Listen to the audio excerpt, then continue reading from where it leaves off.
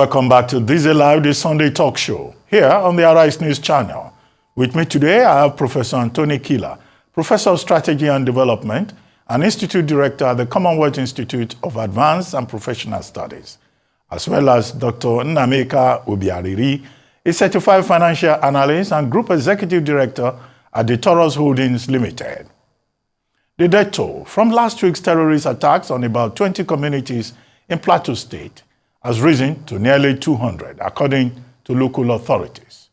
The assault, which occurred between Saturday and Tuesday, have amplified religious and ethnic tensions.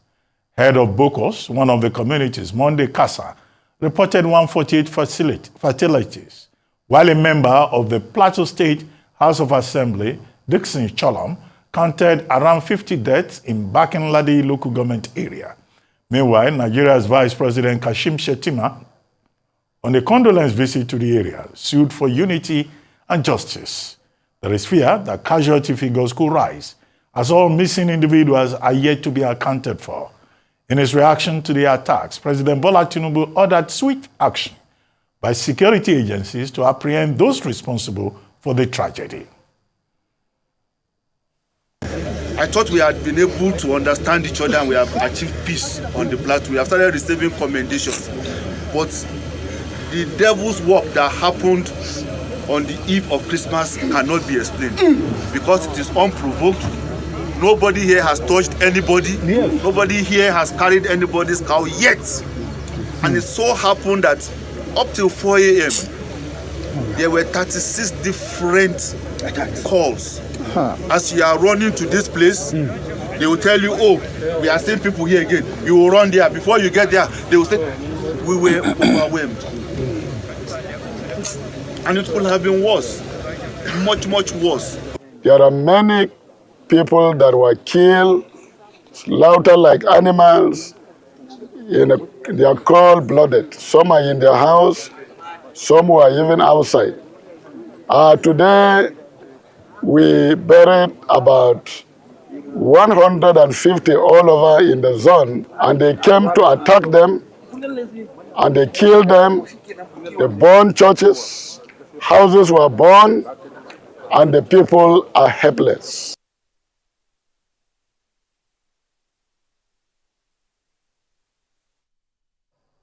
While the Plateau attacks were still thick in the air, reports emerged of another attack in neighboring Taraba State of bandits killing 8 people in 3 farming settlements in Usa local government area.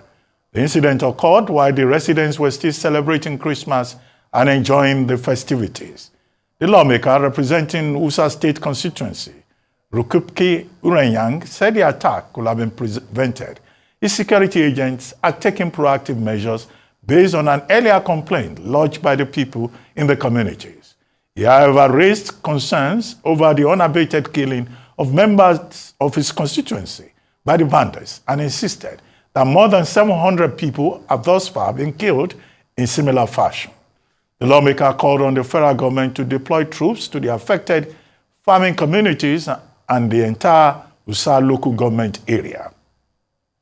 In a related development, the Catholic Bishop of Sokoto Diocese, Matthew Azankuka, has called on Christians to be real models of Christ on earth by reflecting the light of Jesus Christ wherever they may find themselves.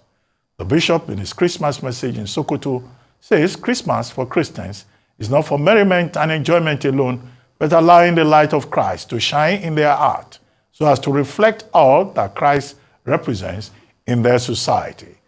Bishop Kuka also called on Nigerian President Bola Tinubu to take decisive actions towards transforming Nigeria to be a country of equal opportunity for all citizens, irrespective of tribe, religion, or political affiliations. He said the president should also look for a genuine solution to the economic realities in the country.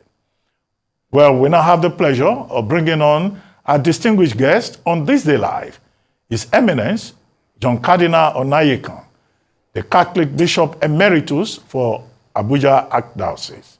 Good day, sir, and welcome to the program.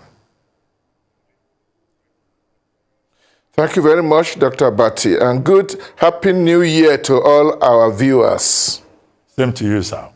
Well, Your Eminence, the general Abubakar, who is a commander of Operation Save Haven, said that the Christmas attacks on 3 local governments in Plateau State was the work of the devil, and that they were overwhelmed, and that in any case it could have been worse. Well, that's a new one. How is it the work of the devil? And then, of course, the governor of the state, Caleb Mutfwang, said that, oh, this is just pure criminality. But some other people said this has both ethnic and religious and economic undertone. So who are the killers? Is it really the work of the devil? The same devil that has been killing people in southern Kaduna and north central Nigeria since as far back as 2009.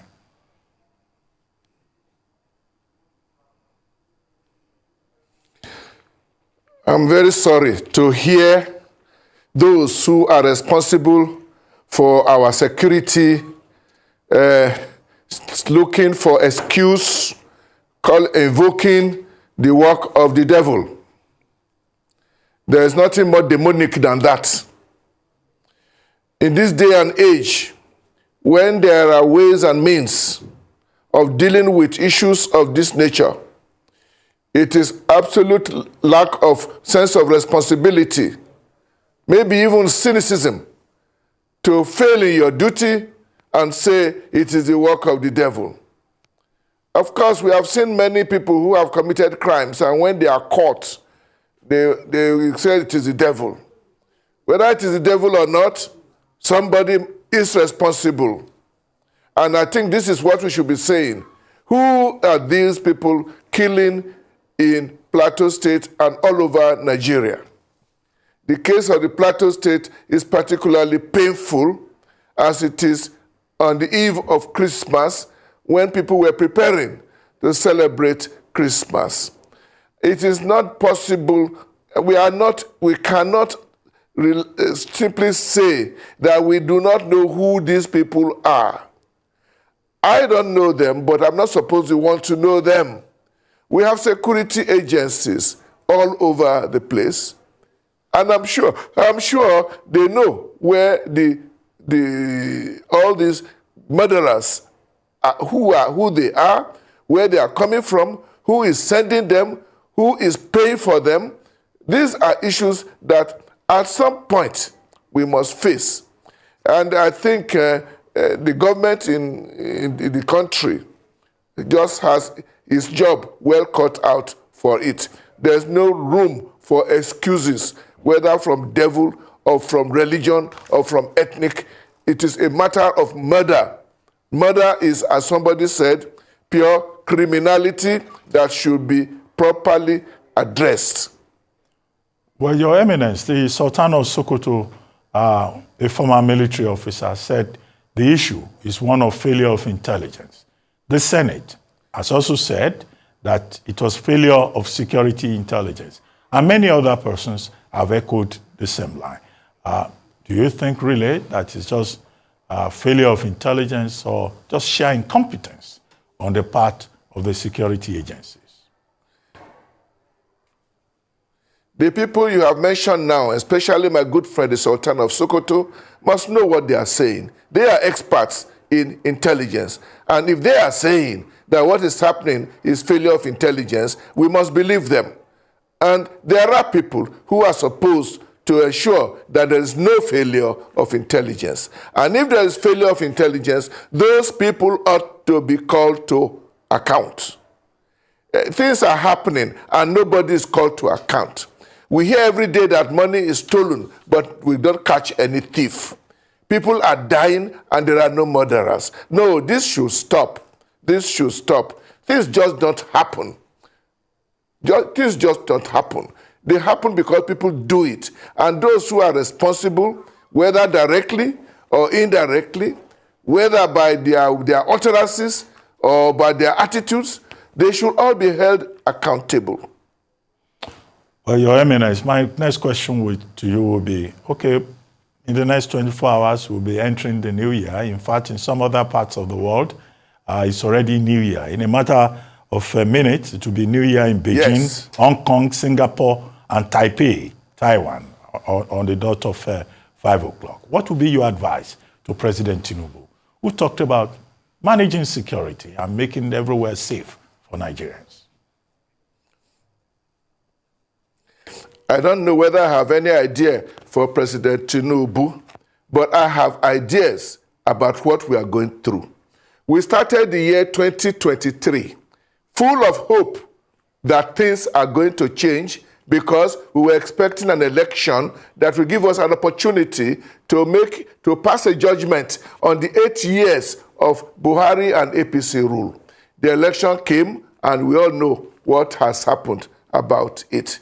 We are now starting the year 2024. It is very difficult to know how to advise the government because at now we have in place a government that is supposed to be already settled. The elections are over. The tribunals have finished their work. There is no excuse anymore not to get down to business and start ruling the people in line with what their duty is for the common good of our people. That is all we are asking for. I believe that I'm not the only one who is feeling that what we have seen in the past months since May does not give us very much feeling of hope about what is going to happen in the year 2024.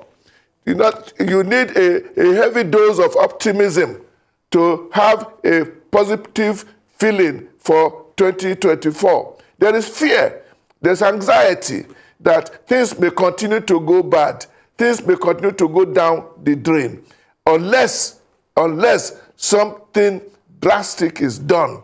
And in many ways, something drastic has to be done, both whether it is regard to security or regard to governance, with regard to our economic management, with regard to how government business is done, with regard to care and attention for the ordinary Nigerian who presently is left completely helpless. There is a lot of work to be done. I am very optimistic, maybe because I believe in God who takes care of his people, but I want to really see more clearly where we are going. What are the indications that 2024 will be better than 2023? It ought to be better, not worse. Well, you've talked about your optimism about 2024 and the hope that things will be better and that things should be better. But when you look back at the year 2023, what will you consider to be the major moments of the year, both positive and negative? Well, the major moment of 2023 is certainly the elections, especially the presidential elections. Not just the election itself, but the aftermath to the election, the drama of the election tribunals and the various outcomes that came out of it, which kept the nation on tenterhooks and for quite a good number of months. Since then, I'm not sure we have really settled. I'm hoping that those who eventually were declared winners right up to Supreme Court would have found time to settle down now. You were asking me before if I have any advice for Mr. President. Oh yes, I have advice. I don't know whether my advice will be acceptable, but let me put it out there all the same. Namely, that the nation has been thoroughly polarized in the year 2023. And it meant that the Nigerians have been disorganized and divided. We need very much a way of bringing ourselves together so that we can work as a nation to face our clearly tremendous challenges that are before us. We need to do everything we can to go beyond the logic of election campaigns, which was largely made up of insulting one another, conflicts and and very harsh languages. And this 2023 election, unfortunately, despite all the efforts of the Abdul Salami National Peace Committee and the efforts at signing peace agreements by the political actors, the reality on the ground was that it was a very, very viciously fought election. At the end of the day, it became a do or die event. And I'm afraid it was like people were wanting to grab power by all means, fair or foul. And the result, of course, is that the outcome was not what we were all expecting. It is very sad, but anyway, by now we should be recovering from that trauma, because the whole nation was in trauma. That is my reading of 2023. Well, there will always be some good news. Some people have been successful during this 2023. Things have improved for some people, and we thank God for them. But when you look at these indications generally, we really don't have much to rejoice over, except to thank God that we survived 2023. Now we are going to start the new one. I hope that the new government will do something about bringing the nation together. To do that, I think it is necessary for the people who are now ruling to get over the rejoicing over their victory and get over any form of looking down on those who lost, and rather face the for the common good. And I would strongly suggest that the government should not be relying only on their political cronies and praise singers alone. The problems of Nigeria cannot be solved by just one political party, which, by the way, at the end of the day, when we look at the result of the election, how many votes did the various candidates get? The winner actually was rejected by the majority of Nigerians, as far as I'm concerned, looking at the figures. What it means is that those who have won because they got the highest number of votes, they will do well not to ignore the many millions who did not vote for them, and find a way of bringing them into the picture. And it is not those who have been declared losers who are going to do that. The onus of doing that rests with those who now are in control of power. Nigerians are ready to forget the hurts of the past for the sake of moving the nation forward. I really hope that this will be possible, because there are many good ideas outside of those who are in power. They let them open up to good ideas coming from whether opposition or simply goodwill people, civil society, because the nation needs everybody. Otherwise, we will be faced with a rather difficult situation where many are running away from our country, the youths are japping, and even the not so young are going off looking for greener pastures.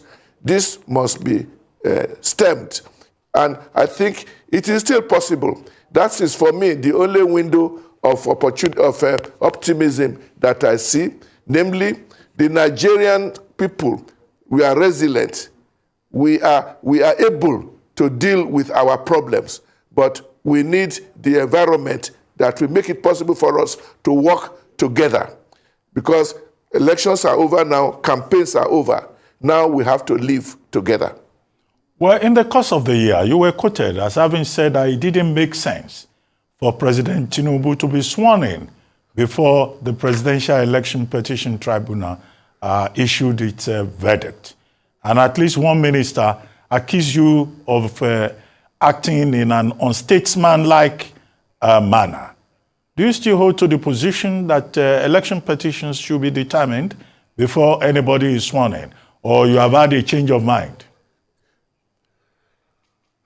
I have no change of mind at all, because even after my statement, the turn of events later actually confirmed me in the position I took originally.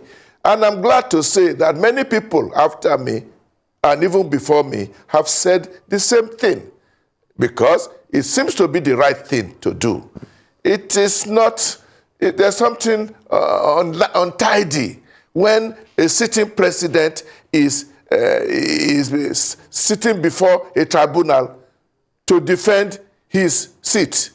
There's something untidy about it. And it is not impossible to organize things in such a way that all tribunal cases are resolved before anybody is sworn in. This will be part and parcel of the review of the electoral process that many people have been asking for. I'm happy to hear the National Assembly, when they were going on New Year break, saying one of the first things they will tackle when they return in 2024 is to work on the electoral reforms. I hope they do take it very seriously, because it's obvious that we do need to reform what we have on the ground right now. One of the issues there will be precisely to organize the term of elections in such a way that whatever needs to be handled in the courts will be disposed of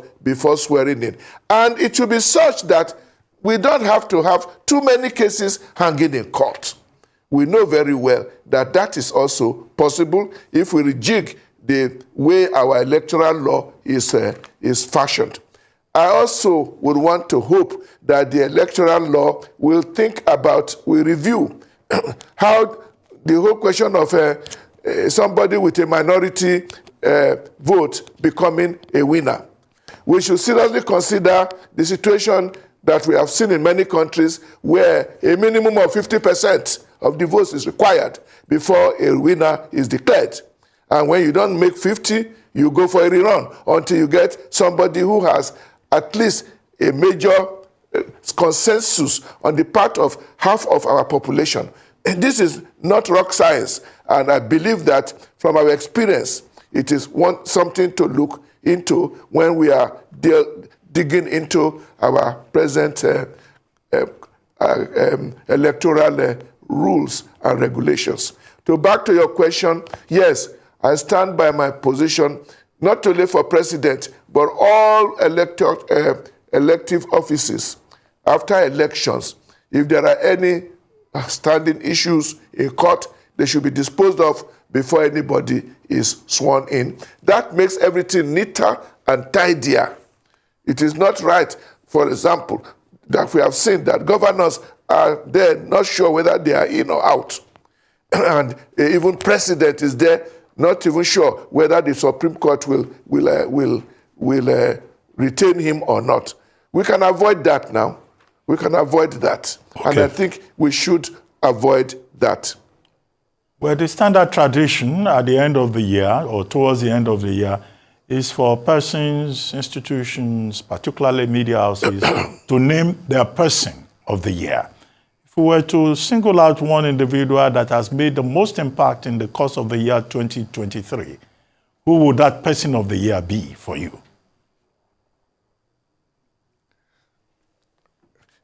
I think this is a decision that you media people make.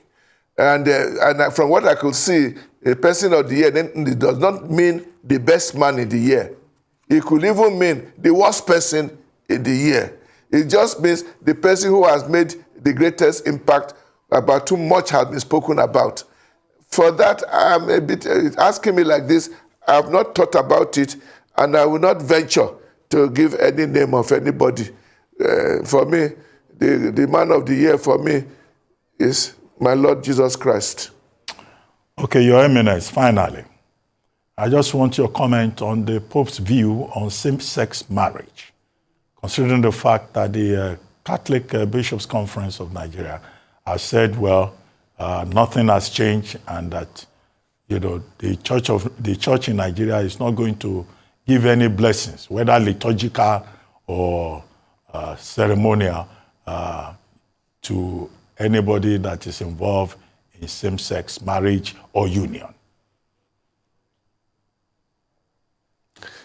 This matter has been flogged over the last week or two. I have spoken about it on AIT, spoken to BBC about it to explain from my own understanding of the documents, which I have taken the trouble to read, that it's quite convinced in my mind that the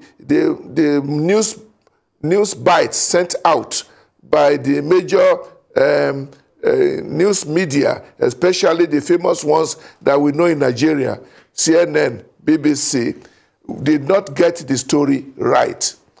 Up till now, I still hold the Pope did not say we should bless same-sex marriage. If there is any ambiguity, something not so clear in the document says you cannot bless the union of same-sex couples, but somehow seems to leave the possibility of blessing the couples as individuals without blessing their union. The reason being that the union of same-sex people in our own theology, according to us, is not only disordered, to put it bluntly, it is sinful. That is, we'll call it, is a sinful act by in its own sense. It doesn't necessarily mean that the people involved are committing sin. That one is another issue. But objectively, the act, the homosexual act, according to our law, is objectively sinful. And because of that, we cannot bless it. We cannot bless it. Nor can we bless their association, their relationship, because marriage is between a man and a woman. This thing seems to be, at least for me, seems so simple, so straightforward. And for most Nigerians, I'm sure you must be wondering, where is all this coming from? Well, the problem is terrible things are happening in our world of today. Much of the present Western world have completely accepted the logic and the logic of homosexuality and their right to live together as what they call husband and wife. I don't know how they handle that. But in our church, we have refused to accept it. Let us not forget that there are some churches that have also gone along with this and consider it as moving with the times. Well, my church doesn't move with the times. My church moves with the Holy Scriptures and with the traditions of the church, and we stay where we are. I do not think a good Catholic who knows his church will be worried about the confusion and the noise that we see around. So in conclusion, the Pope's letter clearly states what marriage is between a man and a woman for life and open to procreation. That's our concept of marriage. And that's the only marriage that can be blessed with a nuptial blessing. Any other thing is something else. On that note, I would like to thank you very much, John Cardinal Onayekan, the Catholic Bishop Emeritus of Abuja, for joining us on this Live, this Sunday talk show.